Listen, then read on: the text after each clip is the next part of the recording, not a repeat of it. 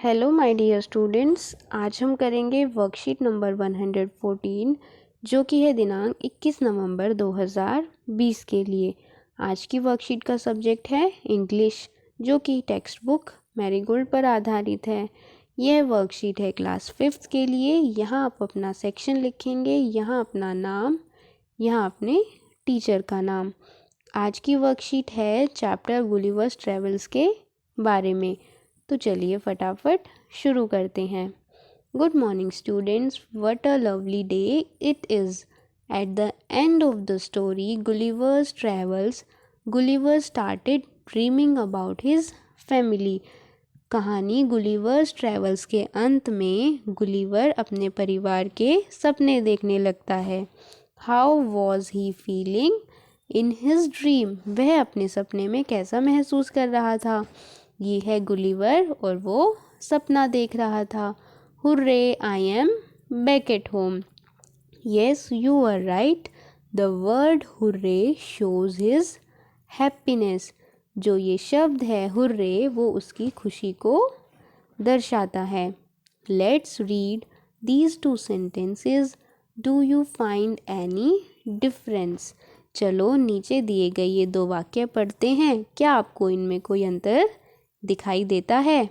तो बच्चों, हम ये दोनों सेंटेंस पढ़ते हैं और देखेंगे कि इनमें क्या अंतर दिखाई दे रहा है, और फिर बात करेंगे कि उस अंतर का क्या अर्थ है। पहला वाक्य है लेट्स ईट ग्रैंडमा। सेकंड है लेट्स ईट ग्रैंडमा। तो बच्चों, देखने में आपको क्या अंतर दिखाई दे रहा है? यहाँ पर एक कोमा लगा है, लेकिन यहाँ ऐसा नहीं है। दूसरे वाक्य में ईट के बाद ये कोमा है, तो ये अंतर हमें दिखाई दिया। अब इसका अर्थ जानते हैं। Yes, you are right. In the sentence A it sounds like we are going to eat grandma. पहले वाक्य में तो ऐसा लग रहा है कि हम ग्रैंडमा को ही खाने जा रहे हैं। लेट्स ईट ग्रैंडमा, चलो ग्रैंडमा को खाते हैं। And no one wants that, और ऐसा तो कोई नहीं करना चाहता। In the sentence B we are inviting grandma to eat with us. लेकिन दूसरे वाक्य में हम ग्रैंडमा को इन्वाइट कर रहे हैं हमारे साथ खाना खाने के लिए। तो आपने देखा, ये एक छोटा सा मार्क वाक्य का अर्थ बिल्कुल बदल रहा है। पहला वाक्य तो एकदम गलत अर्थ दे रहा है। ऐसा तो कोई नहीं बोलता कि चलो ग्रैंडमा को खाते हैं। तो ये तो गलत लिखा गया है। जब हमने यहाँ पर इस कोमे का इस्तेमाल किया तो वाक्य सही हुआ। तो आपने देखा कि ये छोटा सा एक मार्क कितना ज़रूरी है। इससे वाक्य का अर्थ बदल जाता है। So a punctuation mark changes the meaning of a sentence. तो बच्चों, ये जो मार्क है ये एक तरह का पंक्चुएशन मार्क है। आज हम ऐसे ही कुछ पंक्चुएशन मार्क्स के बारे में पढ़ेंगे कि उनका इस्तेमाल कैसे होता है, इनसे वाक्य का अर्थ कैसे बदल जाता है।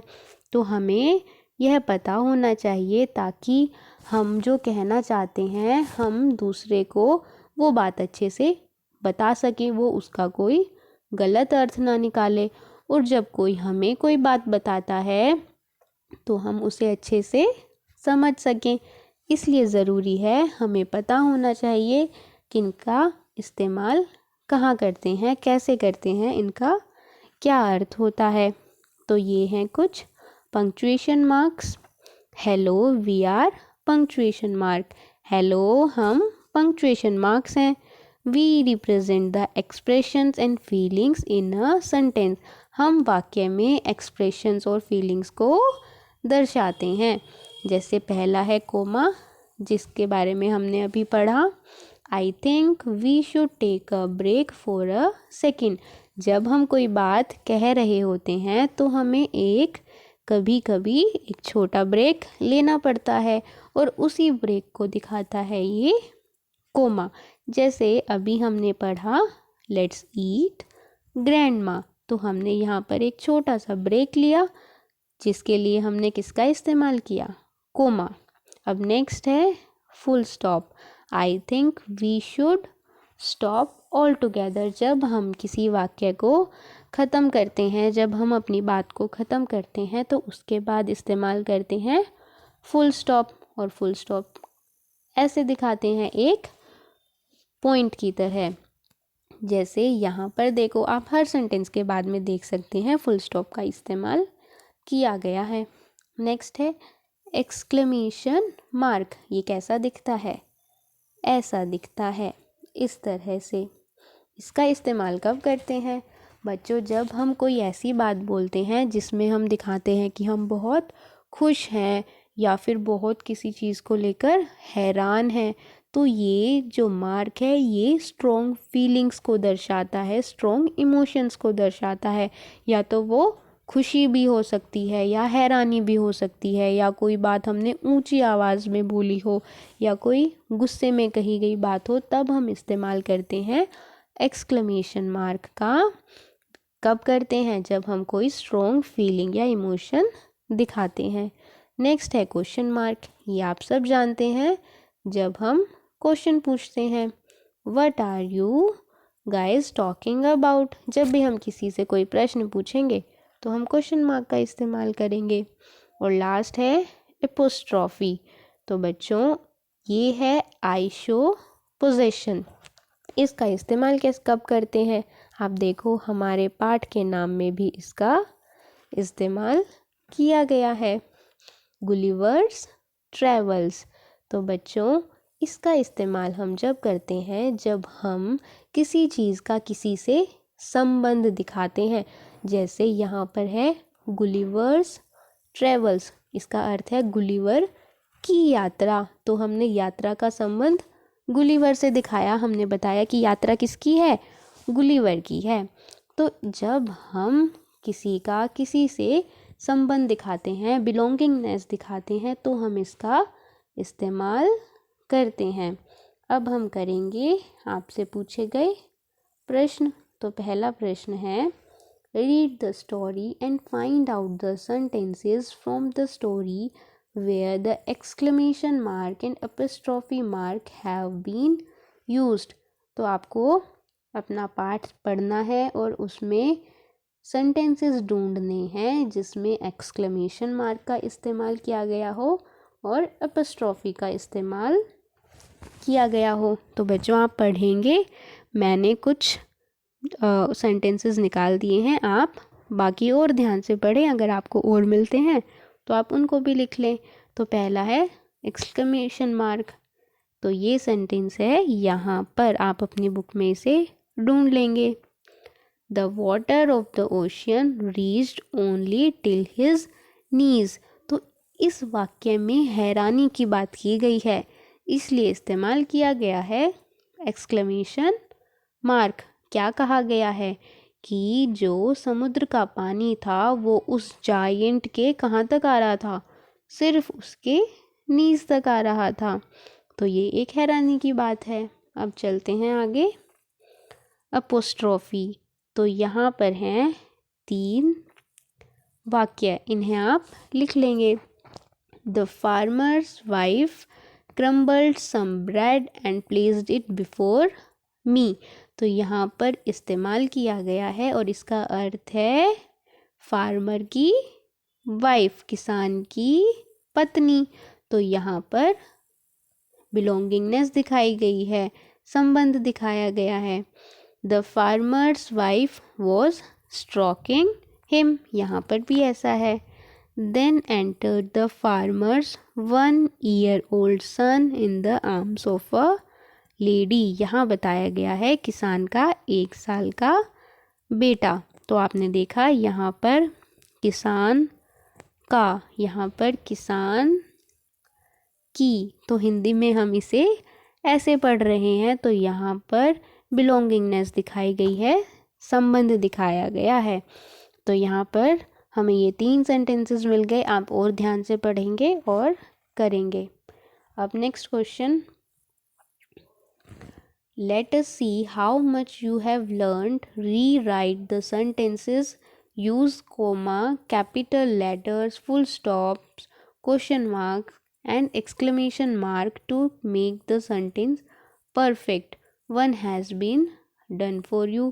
चलो देखते हैं आपने कितना सीखा। सेंटेंसेस को दोबारा लिखिए। यूज़ कोमा, कोमा का इस्तेमाल, capital letters, full stop, question mark और एक्सक्लेमेशन मार्क का प्रयोग कीजिए सेंटेंस को एकदम सही बनाने के लिए। एक आपको करके दिखाया गया है। तो पहला है please give me your notebook. आपको क्या करना है, वाक्य को सही बनाना है, पंक्चुएशन मार्क्स का इस्तेमाल करना है और कैपिटल लेटर जहाँ कैपिटल आना चाहिए वो करना है। तो बच्चों आप जानते हैं वाक्य में जो पहला शब्द होता है उसका लेटर, फर्स्ट लेटर कैपिटल होता है। जैसे यहाँ पर पी बड़ा आएगा और लास्ट में हमें फुल स्टॉप लगाना है। तो ये हो गया परफेक्ट सेंटेंस। ऐसे ही आप बाकी के करेंगे। ये वाला Pinky, Maya and Zoya are my friends, इसमें क्या होगा, इसमें पिंकी का पी बड़ा होगा क्योंकि ये एक नाम है और आप जानते हैं हमें सभी नाम का फर्स्ट लेटर कैपिटल करना है। और माया का भी और जोया का भी, और पिंकी और माया के बीच में आएगा कोमा और लास्ट में फुल स्टॉप। अब हुआ ये perfect sentence. Pinky, Maya and Zoya are my friends. Next, hurray we have won the match. तो आप जानते हैं ये एक खुशी की बात बताई जा रही है। तो यहाँ आएगा एक्सक्लेमेशन मार्क, एच होगा बड़ा और इसी तरह वी का डब्ल्यू भी बड़ा और लास्ट में आएगा फुल स्टॉप। अब ये हो गया सेंटेंस एकदम सही। नेक्स्ट, वेयर आर प्रथम, अमित एंड संभव गोइंग। ये एक क्वेश्चन पूछा गया है तो आएगा क्वेश्चन मार्क, पहला लेटर आएगा कैपिटल और प्रथम का पी बड़ा, अमित का ए और बच्चों यहाँ पर कोमा भी आएगा, प्रथम के बाद कोमा, अमित एंड संभव गोइंग। तो ये हो गया परफेक्ट सेंटेंस। क्या क्या किया हमने, इसको कैपिटल किया, इसको कैपिटल किया, इसको भी कैपिटल और इसको भी कैपिटल, क्योंकि ये तीन हैं नाम और किसी भी नाम का पहला लेटर कैपिटल होता है। और हमने यहाँ पर कोमा लगाया और यहाँ पर क्वेश्चन मार्क। अब next, farmer's wife is very kind lady. तो इसमें एफ बड़ा आएगा, यहाँ पर अपस्ट्रोफी का इस्तेमाल होगा और लास्ट में फुल स्टॉप होगा। इसका क्या अर्थ है, किसान की पत्नी एक बहुत दयालु औरत है।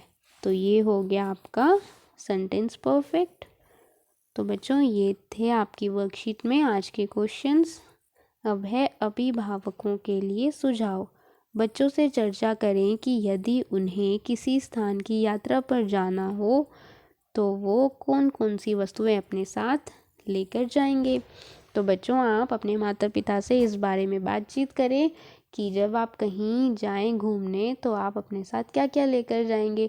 जैसे आप पिकनिक पर भी जाते हैं स्कूल की तरफ से, तो इस बारे में बातचीत करें। तो ये थी आपकी आज की वर्कशीट, आप कीजिए और अपने व्हाट्सएप ग्रुप पर सेंड कीजिए। थैंक यू बच्चों, have a nice day and take care.